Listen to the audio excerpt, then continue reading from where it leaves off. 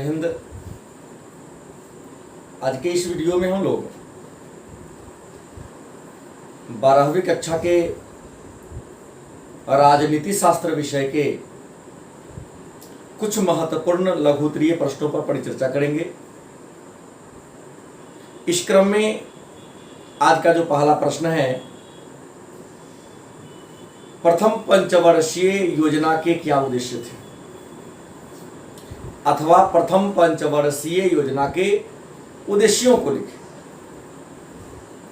आपका उत्तर होगा प्रथम पंचवर्षीय योजना, जिसका समय 1951 ईस्वी से 1956 ईस्वी के बीच था। इसका उद्देश्य था कृषि की सर्वोच्च प्राथमिकता देना, मतलब कृषि के उत्पादन में आशातीत वृद्धि करना। दूसरा, सिंचाई और जल विद्युत परियोजना का विकास करना, और ऊर्जा के साधनों का विकास करना। दूसरा प्रश्न है, खुली अर्थव्यवस्था किसे कहते हैं? आपका उत्तर होगा खुली अर्थव्यवस्था उस अर्थव्यवस्था को कहते हैं जिसमें आयात और निर्यात पर किसी भी प्रकार का प्रतिबंध न हो, रुकावट न हो। आयात और निर्यात पर किसी प्रकार का प्रतिबंध या रुकावट न हो, तो ऐसी अर्थव्यवस्था को हम खुली अर्थव्यवस्था के नाम से जानते हैं। अगला प्रश्न है, प्रत्यक्ष विदेशी निवेश क्या है, अथवा एफडीआई क्या है? प्रत्यक्ष विदेशी निवेश क्या है अथवा एफडीआई क्या है? तो आप लिखेंगे किसी बहुराष्ट्रीय कंपनी के द्वारा दूसरे देश में किया गया निवेश। किसी बहुराष्ट्रीय कंपनी के द्वारा दूसरे देश में किया गया निवेश प्रत्यक्ष विदेशी निवेश कहलाता है। प्रत्यक्ष विदेशी निवेश को प्राप्त करने के लिए निवेशकों को उस देश की कंपनी किसी कंपनी के 10% शेयर खरीदना अनिवार्य होता है, तब जाकर उसे प्रत्यक्ष विदेशी निवेश का दर्जा प्राप्त होता है। अगला प्रश्न, सुशासन क्या है, अथवा सुशासन से आप क्या समझते हैं? आपका उत्तर होगा सुशासन, जिसका शाब्दिक अर्थ होता है सुंदर शासन।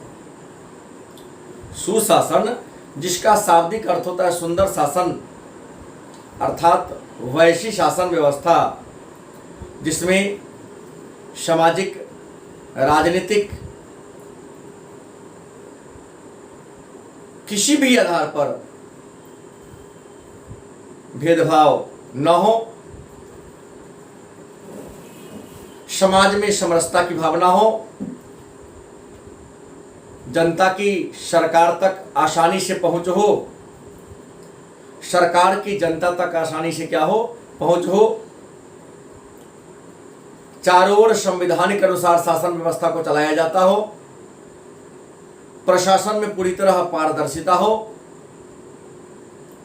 लोगों में समानता हो, प्रेम हो, भाईचारा हो, बेरोजगारी ना हो। इस प्रकार की व्यवस्था जहां देखने को मिले उसे हम सुशासन के नाम से जानते हैं। अगला प्रश्न है, भ्रष्टाचार क्या है, अथवा भ्रष्टाचार से आप क्या समझते हैं? आप लिखेंगे भ्रष्टाचार दो शब्दों के मिलने से बना है, भ्रष्ट जोराचार। मतलब जब व्यक्ति का विचार, व्यक्ति का आचरण भ्रष्ट हो जाए, मतलब कोई व्यक्ति सरकारी पद पर बैठकर अपने पावर का, अपने सत्ता का दुरुपयोग करने लगे, तो इस स्थिति को हम भ्रष्टाचार कहेंगे। मतलब सरकारी संसाधनों का अपने निजी लाभ के लिए फायदा उठाने लगे, तो इसको हम भ्रष्टाचार के नाम से जानते हैं।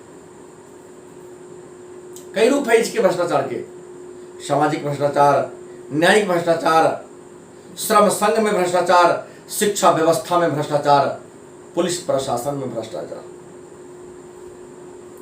भ्रष्टाचार के तरीके हैं रिश्वत लेना, चुनाव में धांधली करना, सेक्स के बदले पक्षपात करना, हफ्ता वसूली करना, जबरन चंदा वसूलना, बालात मतलब जबरदस्ती धन का दोहन करना,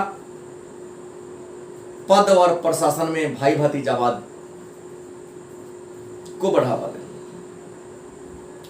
अगला है सांप्रदायिकता क्या है, अथवा सांप्रदायिकता से आप क्या समझते हैं? आपका उत्तर होगा वैसी स्थिति जिसमें कोई व्यक्ति अपने धर्म के सामने अन्य दूसरे धर्म को नीचा समझता हो। अपने धर्म के सामने जब कोई व्यक्ति दूसरे धर्म को नीचा समझता हो, हीन समझता हो, अपने धार्मिक आकांक्षाओं को पूरा करने के लिए राष्ट्रहित को बलि पर चढ़ा देता हो, तो उसे हम सांप्रदायिकता के नाम से जानते हैं। अगला प्रश्न है गैर कांग्रेसवाद क्या है, अथवा कांग्रेस विरोधवाद क्या है?